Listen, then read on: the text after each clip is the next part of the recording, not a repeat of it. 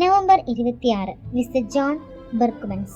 1599 March 13 ലുവേനടുത്തുള്ള Diest എന്ന ഒരു ചെറുപട്ടണത്തിൽ അൾത്താര ശുശ്രൂഷകളുടെ മധ്യസ്ഥനായി മിസ്റ്റർ ജോൺ ബെർക്ക്മൻസ് ജനിച്ചു. വിശുദ്ധ കുർബാനയോടും ദൈവമാതാവിനോടും ജോണിന് നല്ല ഭക്തി ഉണ്ടായിരുന്നല്ലാതെ അസാധാരണത്വമൊന്നും ചെറുപ്പത്തിലുണ്ടായിരുന്നില്ല.